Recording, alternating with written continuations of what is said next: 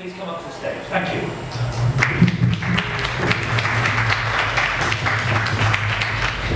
Thank you very much, Dominic. So, thankfully, I wasn't going to have to mime the slides. I decided that Alexis was going to have to dance them instead. If I wasn't going to be here, it wasn't going to have any slides. So, the title of the talk is Flight to Quality. You could also talk about the fight for quality, because I think one of the things that has struck me, I've been at Newsworks for about 3 years, just over 3 years now, and one of the things that struck me is that so much that we need to provide the evidence for that quality that is definitely there, but we need to really keep on telling that story, that quality is worth paying for, and that quality is definitely where advertisers need to be. So I'm going to take you through a bit of a story, because one of the things that I've sort of tried to do since I've been at Newsworks is try and tell stories from different pieces of research, because no one piece of research is going to tell you the whole story. It's going to give you part of the jigsaw puzzle, if you like, and you build it all together to tell a story. Because research is not perfect, but it gives you an inkling of what might actually be happening. So, one of my big bugbears, and this is meant to be a picture of a clock, is that I think we've gone a bit backwards with measurement over the last few years. That measurement has turned back, digital has really turned back the measurement clock. One of my favourite things that I talk about is that I think digital is often the illusion of precision.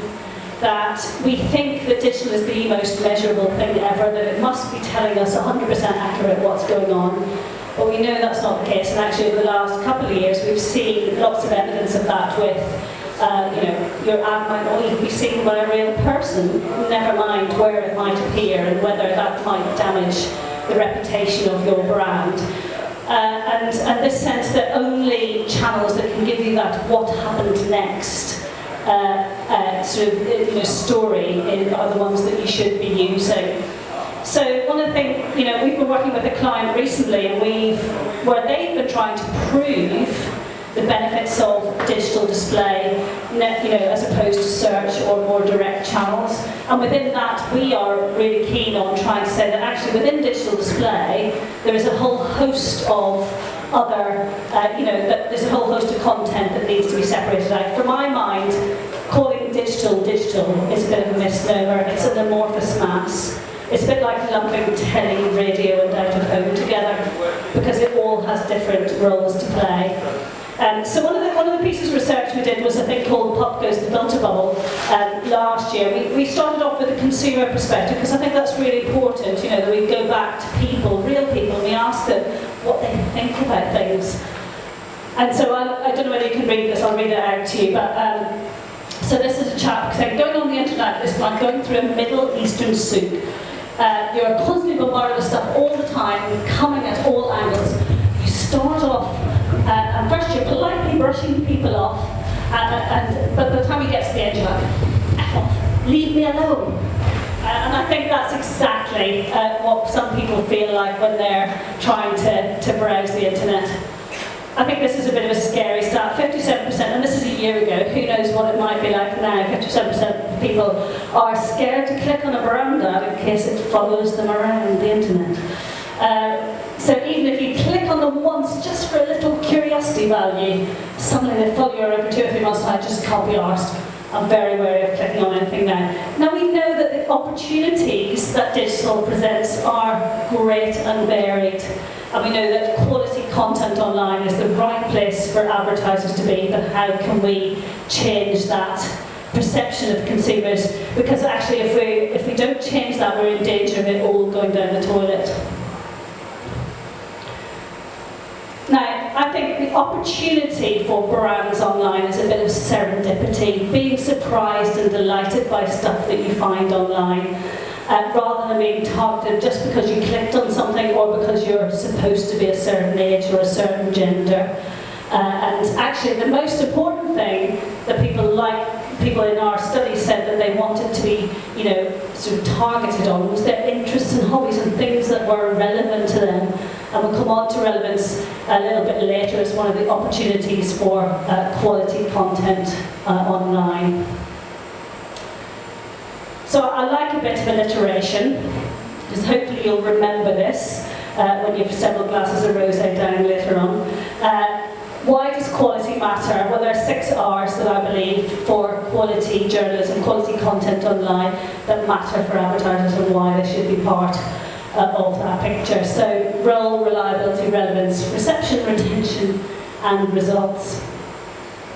You won't be able to read this, and I was a bit worried before I got here, and then I've seen the screen on that, you're not going to be able to read this.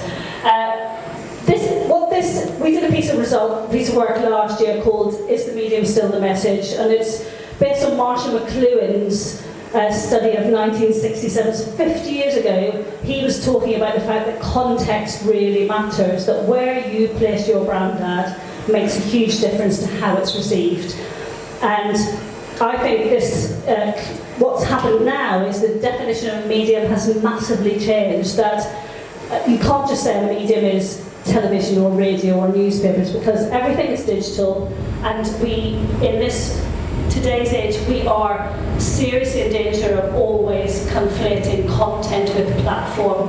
So it's one of my big bugbears that when people say mobile advertising is going to dominate by 2020, or well, what are they actually advertising on mobile? Where are they advertising next to?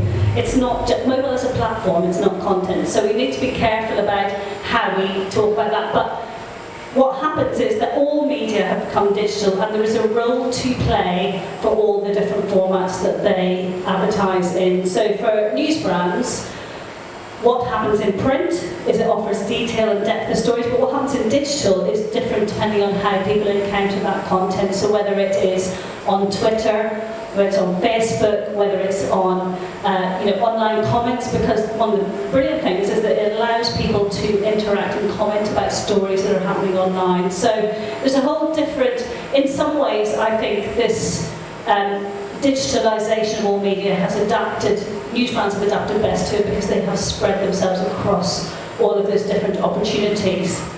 So the role is really different depending on how you are presenting that content online. I'm not going to go into lots of different detail about the different platforms for news brands, but I just wanted to say that actually we shouldn't get confused between content and platform. We need to be really clear about what we're trying to do and go back to some of those age-old principles that where you advertise makes a huge difference to the reception and the response to the brand that you're advertising.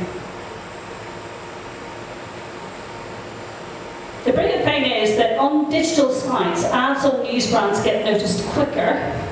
So when they're viewed, and they're more likely to be viewed, not by a bot, but they're more likely to be viewed by a person, and they get noticed much quicker. So the blue line, if you can see it, is news brands, and the green line is sort of run of the internet sites. And also, the dwell time is significantly longer. So people are more likely to notice the ads, and they spend longer with them. Well, that's got to be a good thing, because a bit of a sort of, I don't really like the idea of time spent as a one-off thing, like time spent is the only thing that you look at. But you have got to look at an ad a bit to respond to it, haven't you? So I always try and bring it back to kind of basic principles of, you've got to see an ad to be able to respond to it. Because you might look at an ad for a very long time because you're confused about what it's trying to tell you.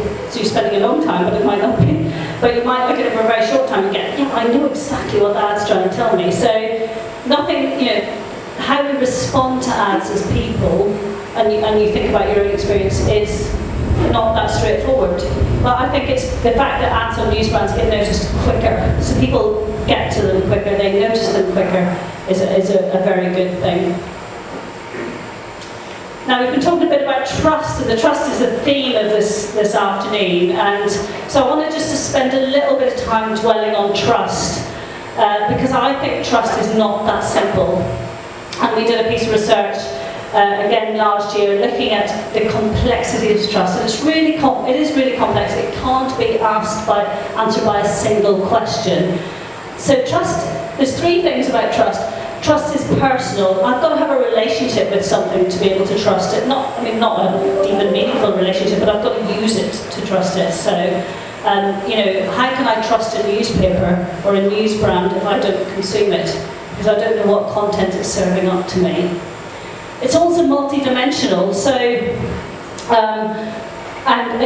Well, these sort of two things come together for me, but there are many different, whether it's reliable, whether it's giving me honest coverage of stuff, whether it's giving me accurate coverage, and also it needs a context. So the example here is you might trust your milkman to deliver your milk, which is a bit of an old-fashioned example, I think.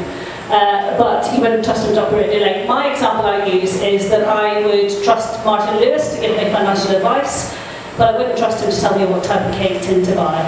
That would be Mary Berry. So, so trust these. You don't trust everybody for everything.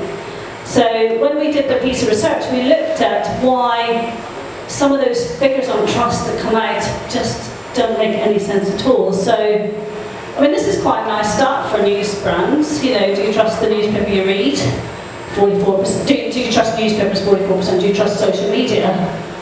When you ask the question, do you trust the newspaper you read, whether that be print or online, it goes up from 44% to 69%. Now, so you wouldn't expect a reader on one particular news brand to say that they trusted another particular news brand, because actually it's all about the relationships that people build up over time. People do read more than one news brand, but they have a preference that they go to for their news. And actually, if you break it down even further and you go to, do you trust it for national news or breaking news or international news, those figures go even higher, because people have they relate to a particular news brand for what it gives them. So it's not a single question that you can answer, but people like to boil it down to a single stat, don't they?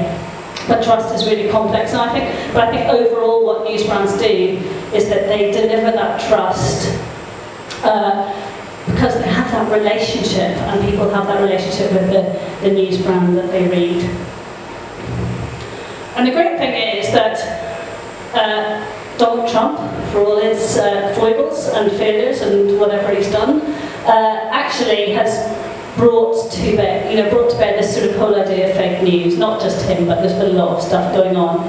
And 65% under 35s agree that since the rise of fake news, they find themselves relying more on established newspaper brands, and that rises to 75% of Londoners. And actually it was higher for under 35s than it is for over 35s, because I think it's the under 35s who might have been expected to trust a bit less. And back to that sort of issue of sort of content and platform, news brand content on social media is 1.4 times more trusted than social media content in general. So it brings a sense of authority and a credibility to the platform on which that content is distributed, which I think is really important. So there's a reliability. If you think back to the 6 hours, there's a reliability that news brand content brings. So that's why it's really important that we do fight for the quality and fight for that quality content. Actually, I'm going to go back one. So I've got Heather Andrew from NeuroInsight in the front row here. We did a piece of work with NeuroInsight, jointly with the Association of Online Publishers, where we looked at why it is that quality content online does better on some of these metrics, because there's lots of studies out there that say actually it's better to be next to quality content. But why is it? What happens in people's brains when they process those responses online? And so we went, because it's often difficult to ask people those sorts of questions, so we went to Heather, we said, can you help us? And of course she said yes. I think if any of you were here last year, you would have seen the skull caps and all the things that they put on. But they basically sit in a room in Southwark, so not any strange hospital environment, and they look at ads in different environments, and that's exactly what we did. We showed them 5 different brand ads, and we showed them those brand ads in different environments. We showed them in a quality environment, whether that be news brands or magazine brands online versus social media, and then we also looked at kind of when they were doing general free browsing, and we looked at their responses to advertising across those different elements. So this is where my relevance comes in. So consumers are 50% more likely, and so they're 50% higher engagement on the quality sites than they do in their general free browsing. And that's generally because it's material that is more personally relevant. You know, if I've chosen to go to a news brand or a magazine site, then it's generally because it's something I'm interested in. Whereas if I just sort of generally free browsing around the internet, I might come across, you know, videos of kittens or whatever else. And so that you're already ahead of yourself if you go onto those sites, because it is somewhere people have chosen actively to go to. Now, one of the things that's come up a lot recently, and it's a question that we're getting quite a lot, is, oh, but what if I'm next to a really hard news story? Is that going to affect my ad? And one of the measures that NeuroInsight uses is a thing called approach and withdrawal. So there's the sort of the strength of the emotion that you're experiencing when you are seeing, you're consuming the content, and does that then affect how you respond to the advertising? So approach is a very positive emotion, and withdrawal is a very negative emotion. And actually what we see is that on news brand sites particularly, ad liking is 27% higher than it is, so that approach measure, than it is on free browsing. So, you know, I think we need to remember that people are not stupid, that they know that news is there and it's sometimes tough, and that it can be difficult, but actually we need to know about what's happening in the world, and so we can't always be next to lovely, lovely stories all the time. And I think what we've done is we've confused brand safety with being next to relevant content. And just we think brand safety is all just about positive stories, and that's not the case. Because it'd be like, one of the examples I used when I talked recently was that it'd be like saying that I shouldn't advertise a Game of Thrones because it's all sex and violence. Well, people are not going to do that because they know they're going to get lots of, you know, eyeballs watching Game of Thrones, so they'll advertise in Game of Thrones. So why shouldn't they advertise in a news brand next to an investigation about a particular story that is tough news, but it's really important that we surface a lot of these things that are happening. Really important thing, and this is the most important measure from the study we did with NeuroInsight, is long-term memory encoding. So, you know, a lot of these measures are important, but long-term memory encoding is the most important, because it's how those memories get stored. Because we don't just see an ad and then decide we're going to buy something. You know, I might see an ad for a car, and 3 years later I need to buy a car, and I have built up some brand associations over time. But I don't do it straight away. So recently, about 3 weeks ago, my washing machine broke down on a Saturday night. I have a husband and 2 teenage children. This was a disaster. We'd only got halfway through the washing. And so within half an hour, we had ordered a new washing machine to be delivered 2 days later. I could have had it delivered the next day, but it was a Sunday, and they wouldn't deliver on the Sunday. So I didn't suddenly decide, right, which brand am I going to buy? I built those brand associations over time. Those had been encoded in my memory over time. And I had 3 brands I went for, you know, Hot Point, Zanussi, and Bosch. I went for Hot Point because then I decided it was the practical thing, it had the right space size and all of that. But I built those memories over time. So that long-term memory encoding is so important, because you know, people don't just make a split-second decision to buy something. And the brilliant thing about the sort of quality environment is it does both left brain and right brain memory encoding. So left brain is more about, and I generalise a little bit, but it's more about words and detail and picking up what you need to know about brand. And right brain is more about sort of bigger picture and holistic view of things. But in both instances, the quality environment is much stronger than general free browsing.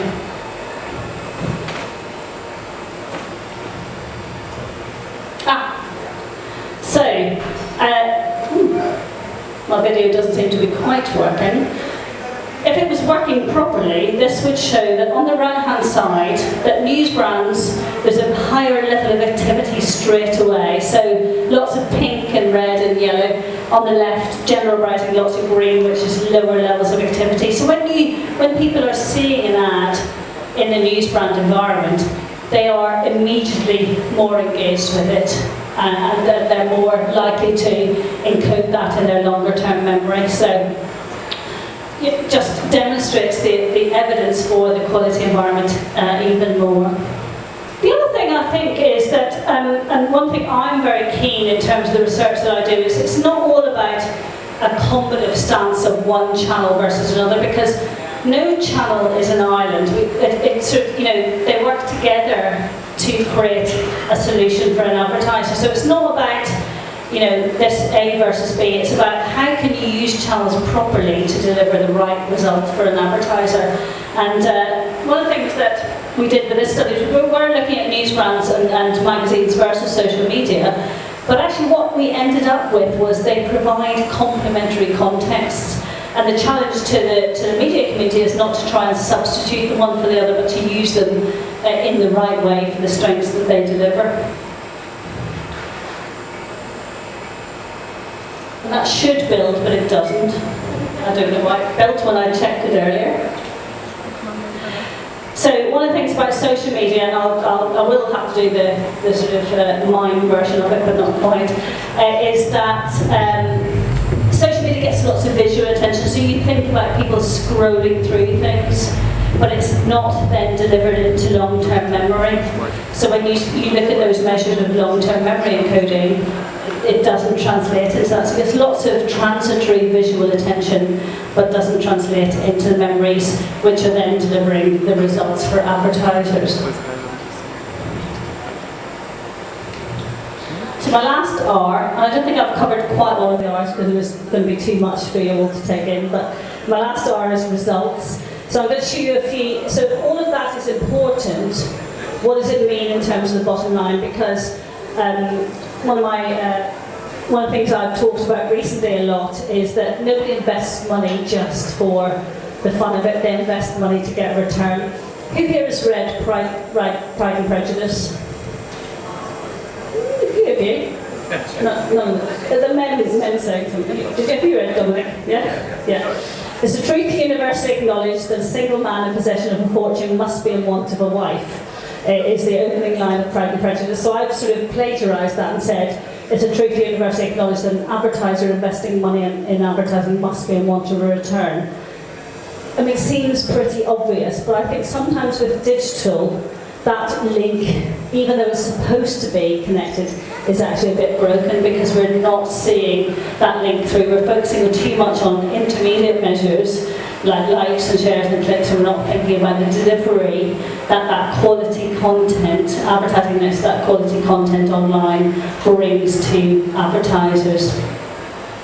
So we've done a series of pieces of work with Peter Field using the IPA data bank. We've also done some work which I'm going to talk about a little bit about just now. I can't give you all the results, but we've been working quite extensively with Group N, looking at how being in the quality content environment is much better for advertisers.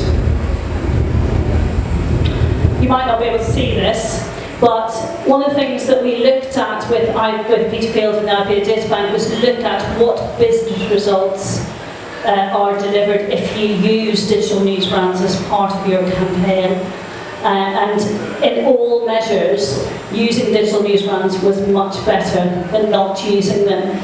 So these are measures that the IPA Data Bank collect when people enter the IPA Effectiveness Awards. So they're set out and people determine what measures they've actually delivered against. I mean, sales is pretty close, but then sales is, in theory, relatively easy to deliver because if you do promotions or all of those sort of things, you can deliver those sales. What's harder to deliver is some of those measures towards the right, like acquiring new customers or delivering profit. And if you have digital news brands as part of the mix, you will deliver those measures. Now, one of my big bugbears is that as well as this amorphous mass of digital being a problem when you're planning and buying, it's also a problem when you're measuring, because people don't separate out quality content online from this amorphous mass. So if you don't, you get into a vicious circle, don't you? If you don't plan it and buy it separately, you can't measure it separately, and then you can't plan it and buy it separately. So you end up in this vicious circle. So some of the work we've been doing recently is really trying to unpick that, that in terms of trying to demonstrate that digital is not a one-size-fits-all, that we do need to be favouring the quality content. And actually, news brands, we were talking about digital here, but actually news brands are the sum of their parts. You know, being advertising across those different platforms makes a huge difference. So just advertising on print or just advertising on digital, it's better if you do both, because there's that multiplier effect. And you know, that sort of idea that news brands make other media more effective. No channel, as I said, no channel is an island. They all work together to create results for the client. I think this is one of the most interesting things for me when we did the work with Peterfield and the IPA data bank, was that if you add bog standard online display or digital display to tele-campaign, it does increase effectiveness by 17%. But if you add digital news brands specifically to that, it goes up to 60%. So it's not purely, you know, a sort of adding 1 + 1 = 2. There is a distinct multiplier effect if you add that quality content online to you know, other channels. We're trying to boost the effectiveness of other channels. So I'm going to finish off by talking about the partnership and the work we're doing with Group M. So, as I said, one of the things that's tricky with measurement is separating out all of these different component parts. And when we started this off, this project's been going, I think I had the first conversations about it nearly 2 years ago. And we think digital is like instant, but it doesn't quite work like that. One of the problems we had was that we were trying to look at, if you advertised in quality content online, what it did to brand response metrics. Was it more cost effective than if you advertised on the run of the internet? Comscore in the US had done a study called the Halo Effect, where they had looked at a number of different campaigns, about 30 to 35 different campaigns, and they looked at if people advertised in the quality environment, what the responses to sort of various brand lift studies were versus if they advertised on the run of the internet. Now, we started off trying to look at this in the UK, and the problem was we could only identify 5 campaigns. And part of the reason for that, and apologies to Wayne who was on earlier, but programmatic means that it's really difficult to always identify where you've advertised. Now, to me, who's been in the advertising industry quite a long time, that seems quite shocking, that you don't know always where you're going to advertise. Quite separately, we're doing another project where we're recruiting brands to be part of our project, and this, part of the criteria is that they need to be advertising in digital news brands. And some of the agencies can't tell us that they're advertising in news brands because it's being bought programmatically. Now, I just think that's a bit of a wake-up call to the industry, that we need to know where our advertising is going. I mean, in an era of brand safety, and I'm not suggesting they're not in a brand safe environment, but they're neglecting the positive effect of being in the right environment, of being in a quality environment online. So we had to set out to actually start from scratch and almost take a bit of a scientific approach to this. My husband was a scientist before he became a primary school teacher, and he always sort of says you need to sort of set out your design properly. And so we did exactly that. We said, what do we want to achieve? How do we need to do it? And so we decided we needed to go with live campaigns because we couldn't retrospectively find campaigns and sort of tease apart the data. So we had to set out with what we wanted to do from a live campaign perspective. We did a proof of concept test February last year, and we went live with the full project in September last year, and we have just finished it. So we had some objectives that we wanted to identify. We wanted to look at what were the factors of brand display campaigns that have a positive effect on performance. What is a quality exposure? Because we sort of had the hypothesis that being in a quality environment is going to be better for your brand, but we had to determine what that meant. And then we also had to demonstrate that these factors were more prevalent in the premium inventory or the quality inventory, if you like to call it, than the open exchange or the run of the internet, and then show that it was more cost effective. So we're setting ourselves some pretty big challenges here. And the way that it works, again, you might not be able to see some of my lines here, but every impression in all of the campaigns we looked at was tagged with a matrix tag and a sync tag. So matrix in terms of developing all those behavioural metrics, whether people hovered over it, whether it was viewable, all of those sorts of things. Which of those are actually really important? And then because every impression was also tagged with a sync tag, we could then determine what the level of response to brands was, what's awareness, what recall, etc. And then we could look at the difference between versus the quality environment and the open exchange. I mean, this is not all of the brands that are included, because what we've done is we've actually now done 84 campaigns. I mean, that's a massive number of campaigns to do. And that's why it's taken from September to June to actually complete. 398 million impressions. I mean, I don't think bigger numbers are always better, but this sounds good to me. And 28,549 responses. That's bigger than TGI. I think that's pretty good.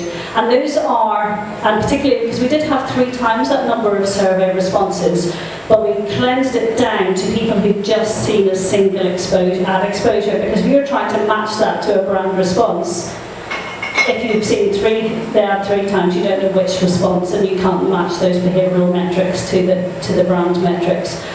So we're just chugging through the last bit of data, and we're going to be releasing it in just under 2 weeks at our Effectiveness Summit. But what I can say, so I can't give you data today, but what I can say is that seeing an ad in a quality environment definitely drives better brand engagement, and we've identified which of those factors are really important.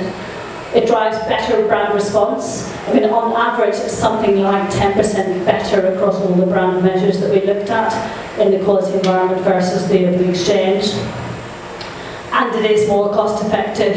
So you might be getting lots more impressions in the run of the internet in the open exchange, but if it's a false economy if you are not getting the brand response that your brand really should be getting. So it's worth paying a bit more, because the brand response is going to be so much better at the end of the day. So that's what it comes down to in the end. At Newsworks, what we're tasked with doing is providing the evidence and trying to push people to really consider how they should be planning and buying the quality content online. And hopefully all of this sort of evidence will go some way to make a difference to how people respond to that. I think that's me.